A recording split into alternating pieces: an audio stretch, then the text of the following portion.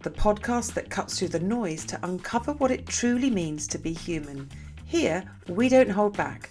Whether you're a familiar face or an everyday person, this is where we get real about what's truly going on in your life and, more importantly, how you can break free from the barriers holding you back. I'm Jo Emerson, one of the UK's top coaches, and in each episode you will get to listen as I coach my guests in real time, peeling back the layers of fear, frustration and self-doubt.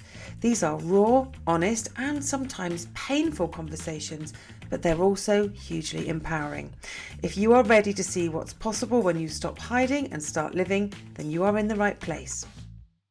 Today we're listening to my conversation with Anthony as he seeks to raise his self-esteem and stop being so hard on himself. Last season we heard only from women, so I am delighted that two men have agreed to take part this time, and Anthony's story is so relatable. We've coached in the past and he is one of the loveliest people you will ever meet. So how does he start believing this about himself? Listen to the full episode as he bravely faces the death of his father when he was just 7 years old and the complicated feelings he's had about him ever since. Listen out for themes of self-criticism, beautiful vulnerability and fear, all of which affect our confidence. So, Anthony, tell me what it is you would like to work on in coaching with me today. Okay, so I've spoken to you a bit in the past, Jo, so we sort of half know each other. And what always seemed to come out of our conversations was you noticed that I'm quite hard on myself, really, and I suppose my self-esteem is possibly lower than I would like it to be, and we never really kind of got to the bottom of that. And so, really, to understand, am I really hard on myself, or am I normal? Is there something that's sort of lurking around that might explain why I do set myself sort of up for a fall a bit, and kind of, what's going on? Why is this that I'm finding it hard to love myself quite as much as I suppose I'd like to, probably. Oh, bless you.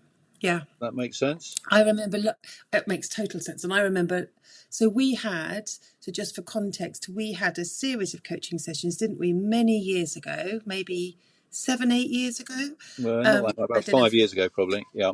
Was it 5 years ago? Okay, maybe we had, 6 sessions, 12 sessions, something like that. And then we had a pause, and then we met more recently, didn't we, and had a quick kind of catch up. Yeah. And you've always struck me as someone who is deeply compassionate towards other people, and someone who struggles to give that compassion to himself. Yep. Hang on. Yeah. Yep. Is that fair? Okay. Yep. Mm-hmm. Yeah.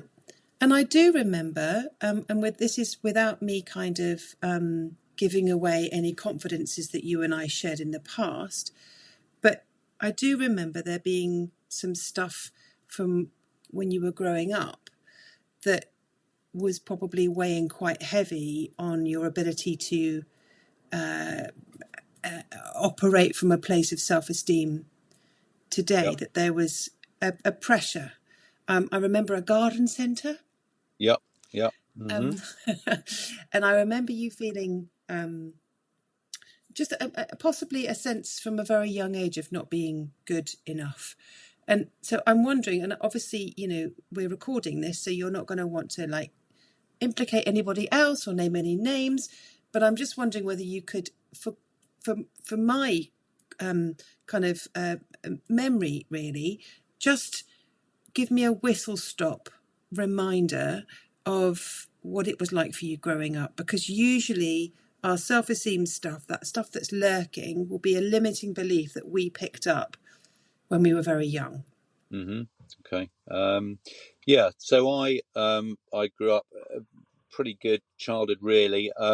My father died when I was 7 of leukemia, and our sort of family business, if you like, we was a sort of a third generation family business that my dad ran with his brother, was growing plants. Actually, my great grandfather, I think, started a nursery growing cut flowers in about the early 1900s. So this had passed down through the family.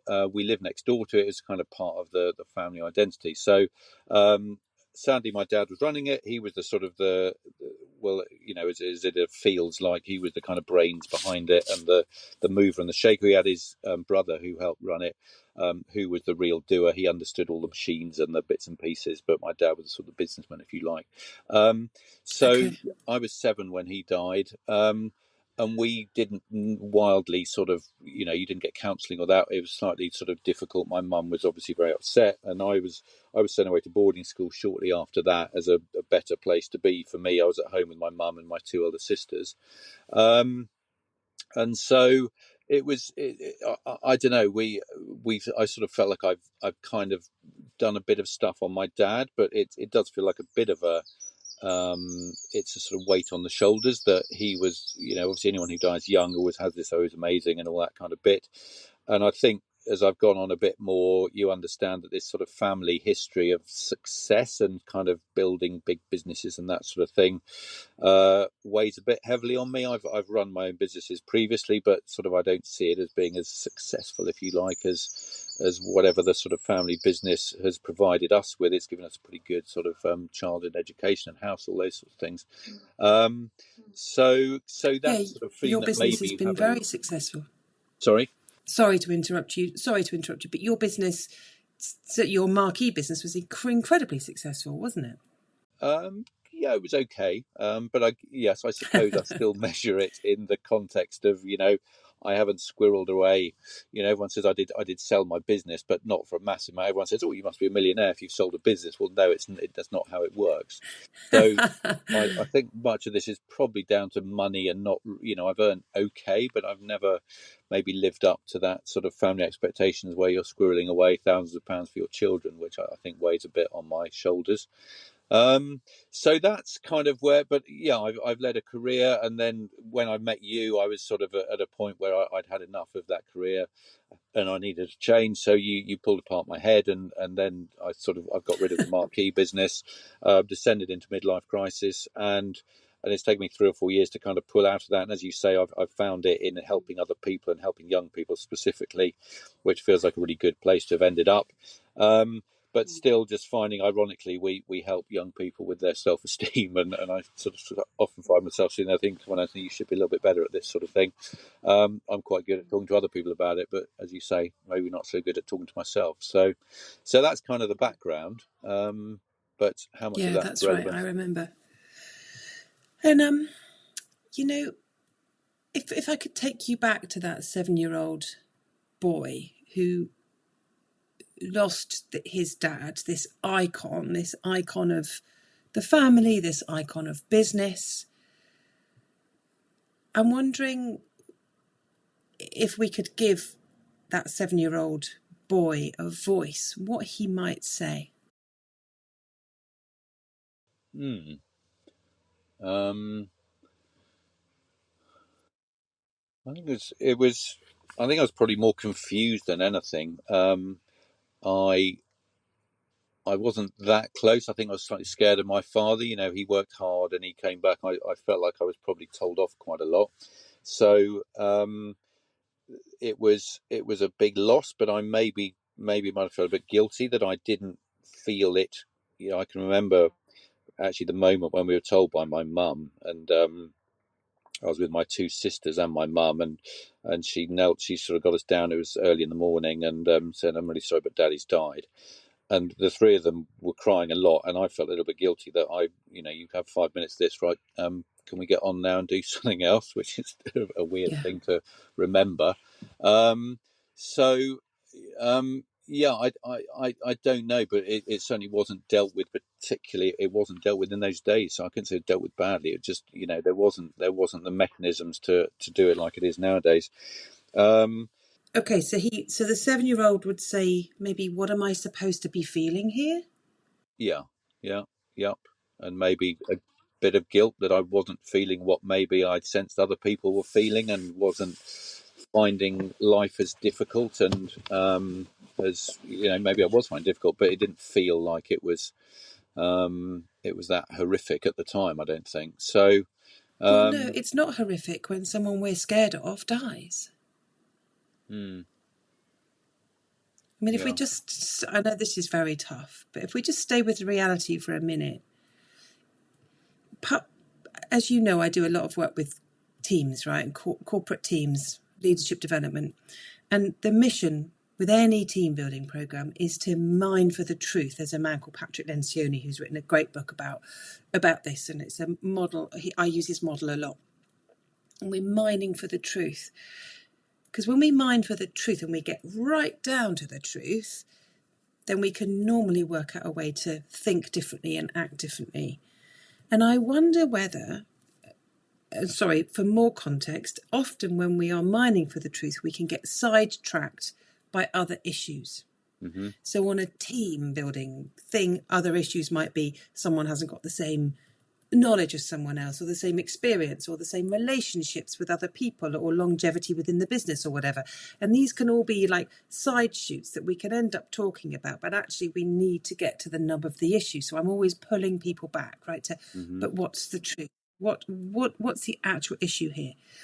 And I wonder, and this is just like literally this is just me being curious, has how you feel about yourself been wrongly attached to Dad's death, in that it's a trauma to lose a parent, and of course it's a trauma to lose a parent? Is it more relevant to say that actually having a scary father is possibly more to do with the issues you have today rather than his death? Could be. Yeah, I suppose you feel really guilty, don't you? Sort of admitting that, yeah, maybe you were a bit scared of him, and that sort of doesn't paint him in a great light. And there's not many people who don't paint him in a great light, so you don't be the one who's kind of doing that. Okay. But yeah, I did get told off. I was a naughty child, so I did get told off a lot. So probably there was an element. What did you do that was so naughty? Oh, I just always, I don't quite know, and I never quite understood well. I just never was very compliant and just sort of shouting a bit and didn't want to be doing stuff. I can remember doing a star across the back of the car because I was refusing to get into the car and being sort of forced in the boot, that sort of thing. So I think just generally being an annoying boy. So yeah, there probably was a lot of being told off, and both my sisters would say you were particularly annoying, which it's fine. It's what was going on. So yeah, maybe I was getting told off a lot, and that was the overriding feeling that, yeah, maybe it was a bit of a relief. But you feel really bad, don't you, for saying that? But maybe you've hit on it. But that's you qualifying your feelings within a judgment. Yeah? Yeah, yeah, If we yeah. were to just stay with the feeling of maybe a part of me was relieved that this scary person who was always telling me off is now no longer here to scare me and always tell me off. Yeah. Like, without any judgment, without any shoulds, without any rubbish about what society deems is acceptable or not, because quite frankly, judging another human being's feeling is like judging the weather. Mm-hmm. You know what I mean? Like, yeah, they just are, feelings are just pockets of energy flowing through us, right? The reaction that we have to stuff. yeah. But if I were to, if I had, so let's imagine that I can time travel and I was able to come back in time, stay in the age I am now, but sit down with the 7-year-old Anthony and say to him, you're totally safe. You can say whatever you like. Tell me how you are feeling right now. What do you need? Okay. What would he say? I'm probably feeling really, really vulnerable. Yeah. I'm feeling really confused. As you say, I'm probably a little bit relieved. Scared. And there's I'm not sure whether there's a bit of a drop of sort of responsibility as you know, I'm the man of the house now type thing. I've got a responsible elder sister who I think took that one on quite heavily, but that might have been going on as well. But Okay. I think confusion. I just don't know what I should be thinking. I know I should be as sad as all these people around me, but maybe I'm not feeling as sad, and therefore you know, you've got that guilt bit as well, haven't you? So lots of generally not very helpful emotions. Yeah. That's the really difficult one, is the I should be. So people are modeling their feelings and I'm not feeling them. Mm-hmm. But Yeah. I suppose it's a bit like, let me think of an example. Let's go back to like when the Queen died last September. You know, most of the country were pretty upset, right? Because this was like Yeah. an icon of most of our lives. But there's no way we were anything like as upset as her children and her grandchildren and her closest members of staff, right? Because they'd spent loads and loads of time with her. Similarly, there were people who didn't give two hoots because they're not into the monarchy or whatever. And no one's judging anyone else for their feelings. It's to do with the relationship people had with that human being. Yeah. Yeah. Yeah. Yeah. And I guess if you'd been to one of her garden parties, you might feel, even more sad than someone like me, who's obviously never been to Buckingham Palace, etc. Okay. Now, Yeah. if your dad and if your sisters had a different relationship with your dad, if his expectations of them were different because they were girls and you were a boy, and if the way he treated your mum was different to the way he treated you, then you're going to have a different reaction to his death. Mm-hmm. Yeah. Yeah. That's fair. Can I go back to you age 6? Mm-hmm. So before dad's maybe poorly, before dad dies, Mm. what does the 6-year-old think about being Anthony, dad? How does the 6-year-old feel about himself? If I'm honest, I've got absolutely no idea, because I think I've blocked out quite a lot of that bit before, so I don't really know. And I wasn't a great sort of thinker, I don't think, at that stage of life. So I was pretty happy-go-lucky, and I do vaguely remember there was a lot of hospital stuff, but again, I don't sort of carry that particularly heavily. It was just, we got to go and visit Daddy in hospital, and that's kind of, and probably found it quite tedious, as one does at that stage of life. I just want to be playing football and on my bike, sort of thing. So Could quite the sort of 6-year-old, carefree, sorry to really. interrupt, could the 6-year-old tell me about his father? Could he describe him? Or the 5-year-old? Like, do you have a pre-dad death memory? Not particularly, no. Like I say, I do remember being told off, and I do remember getting locked in my room occasionally. But Locked in your room? yeah, that was that annoying, I think. um, Would you lock one of your kids in their rooms? Probably not. No.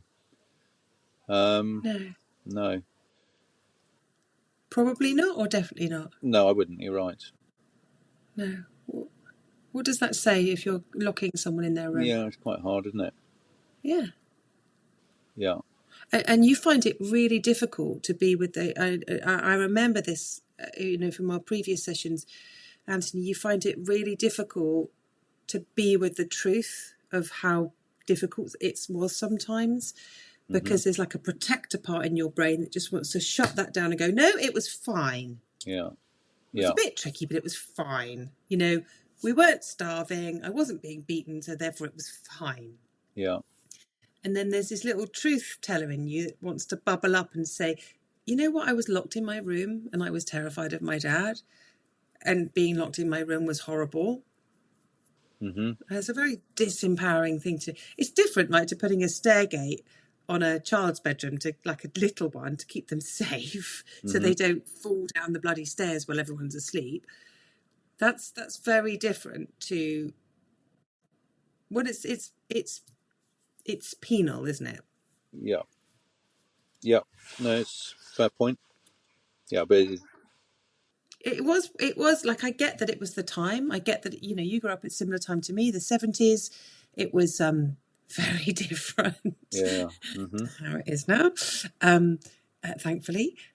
But that kind of stuff sends a very clear message. My sense is that you grew up with the message that Anthony's a pain in the arse, and Anthony's a disappointment, and Anthony's not good enough. Yeah. Yeah. I've never thought about it like that, but yeah. And then you get bloody well sent away to boarding school. So the bloody tyrant, sorry, but the tyrant person dies. With all due respect to your dad, I'm sure he was many, many other things as well as being a bit tyrannical, but he was tyrannical towards you, or your memory. Your reality was that he was quite tyrannical. Probably because he was stressed, probably because he had his own pressure from his own childhood. You know, that story's playing on repeat down through the generations. Yeah. But there's you know, the messaging from him was pretty negative towards you, and boys definitely model themselves on how their dads see them, and their mums, but dads are a huge influence with boys. And then he dies and you get sent away. So it's like, I'm not even good enough to stay here and kind of help look after mum and stuff. I've now got to go. What was boarding school like? It was okay. I was incredibly homesick for a long time, but it was okay. I enjoyed it, but I was always really homesick, actually. Well, yeah. Imagine you wanted your mum, didn't you? Yeah, I think so. But it was, you know, I got on okay, but yeah, it was hard, I think. So yeah. Okay. See, what I see from this kind of top of the mountain, kind of looking down the valley, 360 view I'm able to have, right? Because it didn't happen to me. What I see is a 7-year-old boy who feels like he's a disappointment to his dad, who acts out to try and get any sort of attention, and then that doesn't work, right? So drawing the star on the back of the car, whatever, you know, all it does is get you into more trouble. But probably there's a part of you going, please just like be with me and listen to me and like know who I actually am, a human being. But you know, parents back then didn't know what we know now, so it's not to blame anyone. But there's this 7-year-old who's grown up with the messaging that he's not, who he is not acceptable.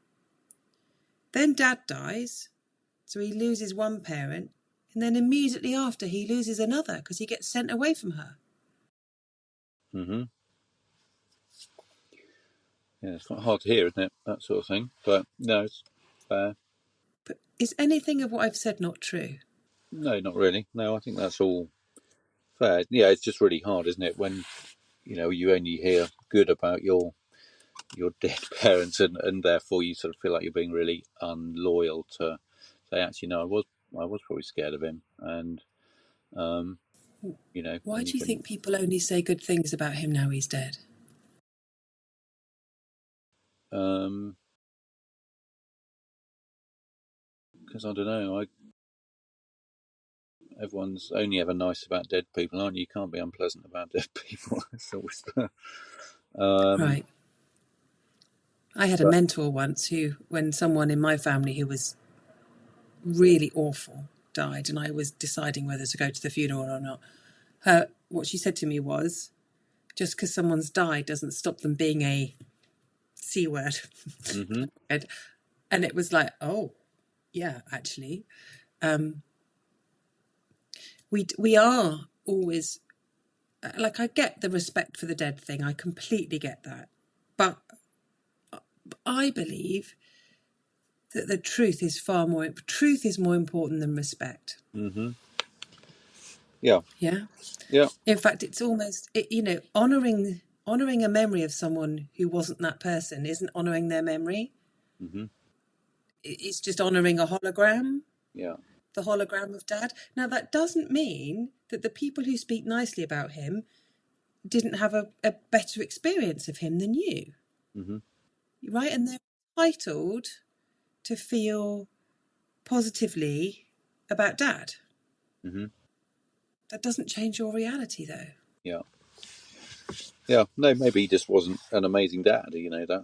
And given that there were 7 years, probably 2 of those he was ill anyway, and the rest I was probably quite an annoying baby. He was quite stressed and all those sorts of things. So, Are yeah. you the youngest? Yep.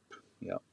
Okay, so they already had 2 kids, and then there's another one coming along. Yeah. 2 older sisters. So, Do you think he had expectations of what having a son was going to be like, and the reality was different? probably yes. Because Yeah.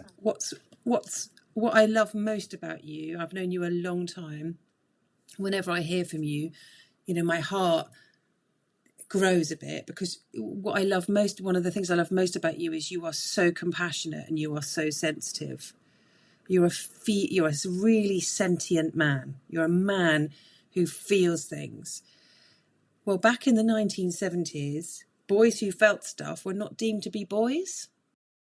Mm-hmm. You men were supposed to shut down and just be strong and go out and, earn money and bring it home and build things in the back garden and go out on Friday nights with your mates and get pissed. And, that was the expectation. You were not born into that body. You were not born into that psyche. That's not who you are. Mm-hmm. So maybe Dad was disappointed, but that's his stuff. Mm-hmm. Yeah. Do you think it could be true that Dad was disappointed in you? I mean, again, you can't sort of say yes because there was something that made me feel that. But no, when you put it like that I probably was very sensitive, which probably got sort of increased by his death, I would imagine. But Yeah, all of of that, course. the homesickness bit at school, I always felt really, not very boyish. Everyone was off sort of having a good time, and I was there crying in my bed, sort of thing. Of course you were. So yeah, I was, and I'd never quite looked at it that way. Where I was just really, really sensitive from a young age, and yeah, in that world of, as you say, 1970s, where Dad goes to work and he sort of played golf at the weekends and that sort of thing. So yeah, maybe I was not quite what he'd imagined. So yeah, that all fits together. Actually, that's a fair point. Well made. I know it's hard to hear. I know. But can I just let's just bring you back to today, right? And I want you to imagine that one of the young people that you're working with in your amazing charity tells you a similar story to the one you've told me about the loss of a parent who was actually quite tyrannical, and then being sent away from home and crying on his bed, and not being comforted and having to just kind of crack on. I'm wondering what you would feel towards that young person. Yeah, you got me there. Yeah, that'd be really hard. Yeah, I just feel his pain, wouldn't I? So, yeah, and you just want to sort of put your arms around him and say it'll be fine, and that'll work out, and you've got to sort of do it your way, haven't you? And sort of move on, and he'll have his view on how that works, and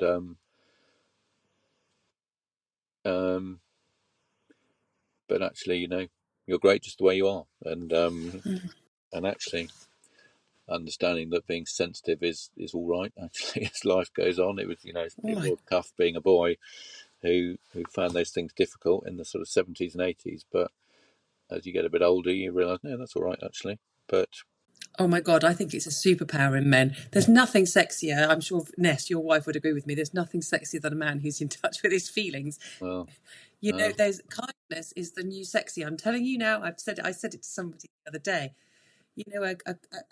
A man who can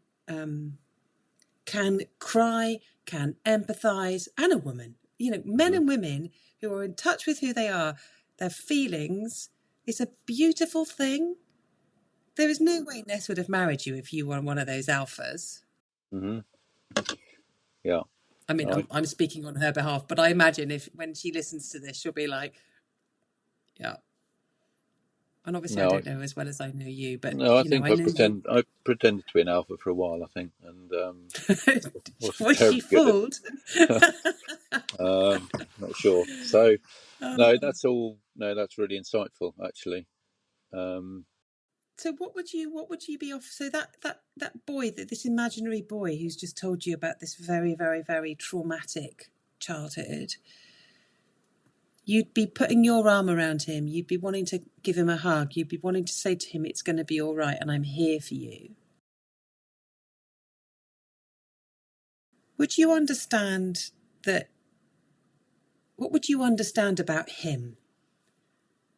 Like from a from a professional point of view, I know you've done some coach training yourself. What would you understand about him and what he might need? um, I think he just needs some love, actually, doesn't he? Um, and to be sort of recognised for how he is and what he is and what he's been through, um, and um, just understanding that, yeah, that has been difficult. There are so many emotions that will have cropped up, which will have been really confusing, and trying to get those ordered. And I mean, you know as well as anyone, I've had a lot of emotions rattling around in my head for quite a long time, and it's taken me till I was sort of late 40s to begin to actually address that and understand it. So, but giving him those tools to think, actually, yeah, this will take a while to sort out, but the way you feel is the way you feel, and that's absolutely fine. But Right. you've got to get it out. You've got to talk about it, and but yeah, you really need to be loved for who you are, don't you? Really, rather than anyone else who you thought you probably should have been. So, Right. helping to Right. understand that bit. And, it's very unlikely. Well, you weren't loved for who you are by Dad because Dad wasn't able to for whatever reason. Mum was stuck in her own fear and then grief after he Yeah. died.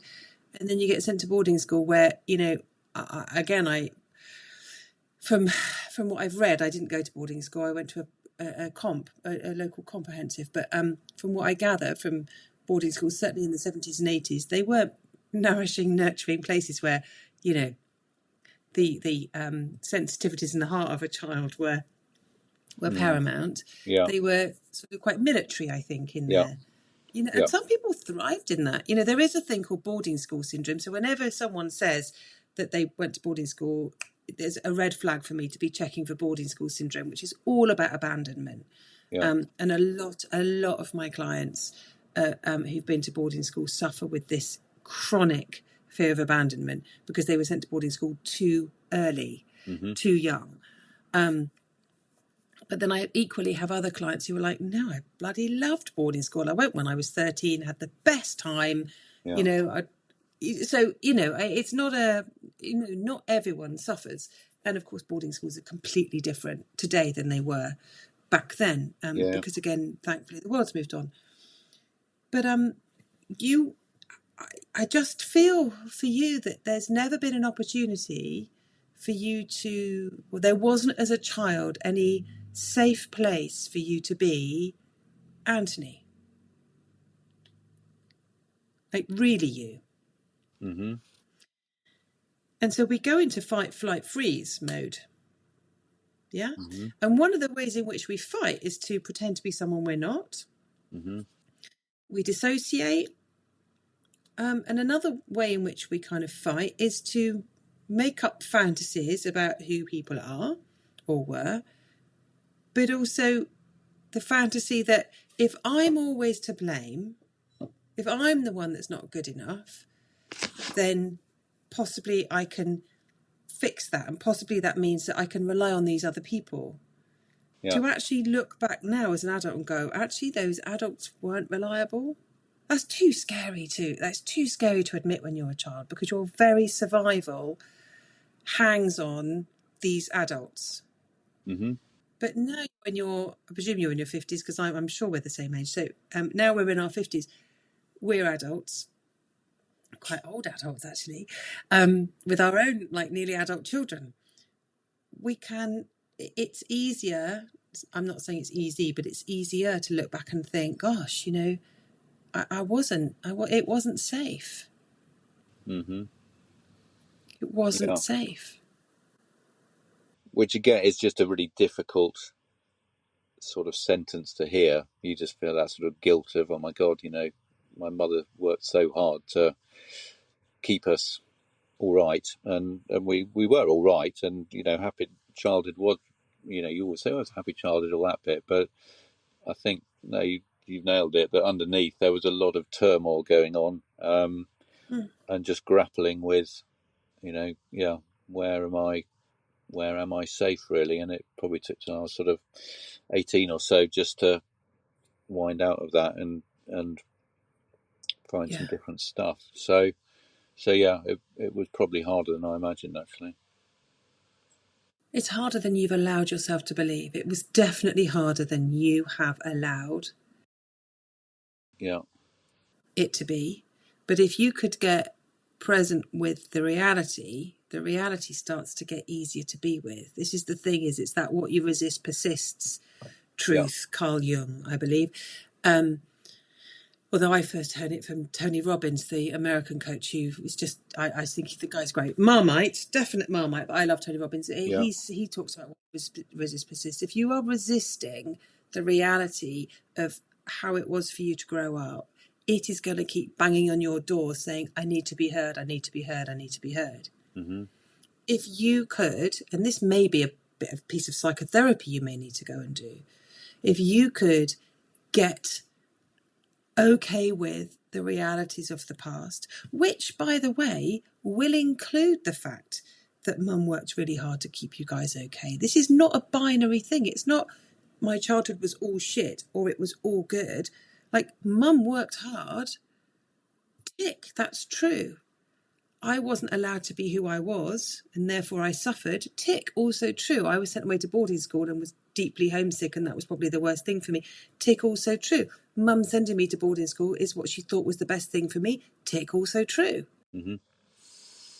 Yeah. Yeah, it's not, we can get so black and white in our thinking about these things, especially when we're in fear.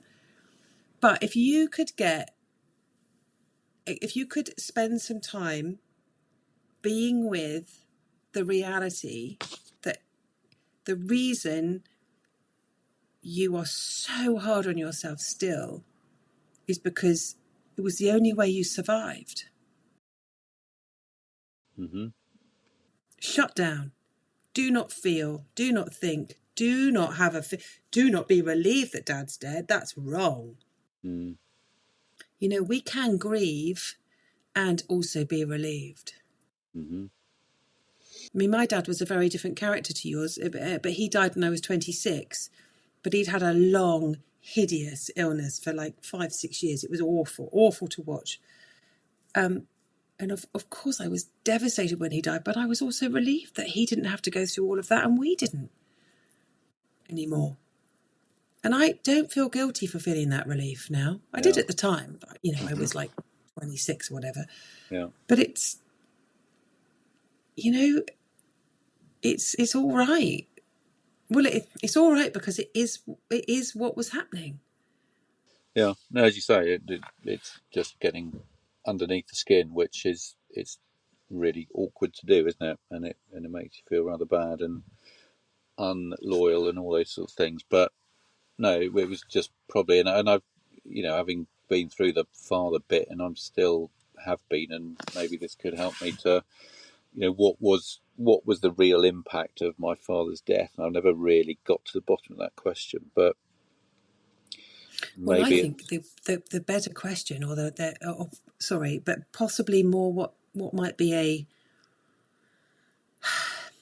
a more poignant question would be, what was the impact of my dad?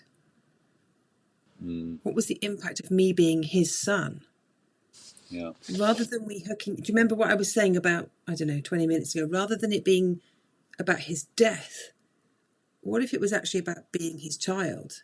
Being this boy who felt like he wasn't man enough or good enough or sensible enough or whatever it was expected of him. Yeah. Which, to be fair, I don't really think about. So, No. for whatever Well, reason. and also you said it yourself, you blocked out most of your memories before Dad died. Why do we block things out? Yeah. It's not great. Why do we block things out? Because it's not great, normally. Oh, right. Yeah. Because we can't cope with it. Yeah. Because it's too painful. It's too scary. Yeah. Yeah. Okay. There is, I know how hard you've worked on yourself, and I know like how enormously far you've come, from the person I first met to, doing what you're doing now. Mm-hmm. I would, and this, obviously this is completely up to you, but I do think a round of psychotherapy. I don't mean counselling. I mean psychotherapy. Completely different to straight counselling, which is brilliant in lots of areas. But actually, what you're dealing with here is trauma. Mm-hmm. There's a deeply traumatized part of you. I think the boarding school thing is huge. Yeah. And there is a therapist I can recommend for you to work with. She's unbelievably brilliant when it comes to trauma. And it may be that, you're ready now to lift that lid and go and do that deeper piece of work and be, as you call it, disloyal. I personally do not think of it as a disloyalty at all. I think of it as just being with the truth. Yeah. But if you want me to do that, I can send you some details afterwards. And all of this, go on. You carry on. No, you go. And in this sort of just being hard on yourself, this all just flows through from this general feeling that actually you're just grappling to be good enough from a very young age. Really, that's the reality, isn't it? I guess. Yeah. Well, I'm not good enough is one of the core beliefs of most of my clients who are battling with their confidence, because obviously you do a lot of executive work as well. But most of my private clients, the core belief when they come to me is I'm not good enough.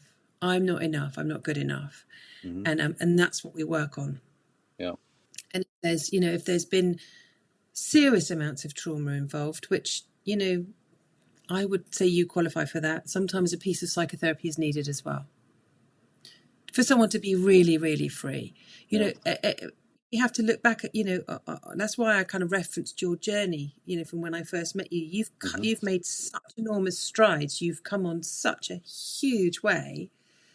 It's not like you're stuck where you were however many years ago I met you. Like, that dial has moved, but there's more work to be done. Yeah. Yeah. No, I thought I sort of comfortably thought that I'd sorted myself out and everything was all right now. Oh, I know. I think we all get stuck in that one. I'm Deluded. done now. I'm I've done cooked. a bit of And work. then I the can stop universe now is and crack on. and then the universe is like, oh, I'd just like to bring this thing up, and I'm God. like, seriously, really, Yeah. that again? But it's layers and layers. But the one thing I do know, because we're all a work in progress, right? And I, have a coach, and I've been through rounds of counselling and psychotherapy myself, and each time I go in to another round of whatever I need, and I'm talking over the last 30 years. Each time, even though there's some pain comes up, each time I go and do some work on it, the freedom on the other side is so worth the pain beforehand. And I've come to see that emotional pain is my authentic self calling to me and saying it's time to do a little bit more work. Mm-hmm. And you are doing such brilliant work, such important, brilliant work right now. The freer you are, the better you'll be able to help those young people. So if you're not going to do it for yourself, which I would rather you do it for yourself, if you're not going to do it for you, do it for those people, because the skills you'll pick up and the empathy and the understanding of what they're going through will be through the roof. I said to someone only yesterday, I was coaching her, and I said, I was a really good coach before I had psychotherapy. Since psychotherapy, I'm a swear word, amazing coach. And that sounds really cocky, but it's like it's skyrocketed since I had psychotherapy, and it kind of coincided with winning an award and my book being published and all the rest of it. But there's and it's definitely as a result of, doing a deeper piece of work. What's the difference between psychotherapy and counselling then? How does that vary? Well, you're probably better off asking a counsellor and a psychotherapist that question. But in my experience, counselling is like a lot of listening and a lot of kind of mirroring back and a lot of not just providing a very safe space for someone to kind of start opening up about who they are and what's been going on. Psychotherapy, my experience of psychotherapy is a re-experiencing of trauma in a safe space. So my body got involved with psychotherapy. So there was a somatic re-experiencing of some very traumatic stuff that happened that I definitely locked away. Yeah. And I suppose the other thing with psychotherapy is it's that journeying to the shadow self. It is going down into the very depths of ourselves, the bits of us we don't like, and hauling them out and having a good look at them and kind of becoming at peace. Yeah. With. So it's deeper, it's more intense. It's the kind of, I suppose, if counselling is the beginner slopes, then psychotherapy is those like red runs, those black runs. Okay. That makes sense. But the freedom on the other side. Yeah, no, I've sort of seen firsthand when just life opens up a bit, and it is just sort of opening that. It's that mining the truth, isn't it? You can tell once something comes out, it always makes you feel better in the long run, doesn't it? It's quite painful in the short run. It does. And don't forget, you've got the most loud protectors of internal protectors. I'm talking about of anyone I've probably ever worked with. Like, you will allow me to hear a bit of truth, and then your protectors will shut it down. But it was okay. But that's not how I should. That's not how I should be feeling. It's not. Other people didn't experience it like that. Like, your protectors are really alive and kicking in you. So it's worth you. What happens when we do the deeper piece of work is those protectors start to feel a little bit held and a little bit like they don't have to be quite so on it all the time, like shutting everything down. They sort of calm down and think, okay, I can be with this. I can be with this. What are you going to do? What's the main thing or the main thing or things you're going to take away from this? I think it's that question, isn't it, of what was it like to be my dad's son, actually, which I've never really dealt with at all. And I've always been rather fixated on his death. And actually, it's a really good question that, actually, you just assume that a death has a far bigger impact on you, because that's what we're taught. But actually, not necessarily. So, it's a really good point. I think just beginning to think about that, which I've never done, and understanding that it's really important, isn't it? And it's played a huge part. So just learning to be comfortable with it, actually, and as you say, it's facing up to a truth that probably don't really want to face up to, but it's there, isn't it? No. But I do think in a weird kind of way that actually it's an honouring to our late parents for us to become free. Like, they are, I don't know where, none of us know where they are, right? They could be in heaven. They could be wandering around like atoms in the universe. They could be a dog in India now. I mean, who knows, right? None of us actually knows. But let's imagine that they are, free. Their souls are free, off doing nothing because there is nothing, or floating around, in the universe, deciding where to land next.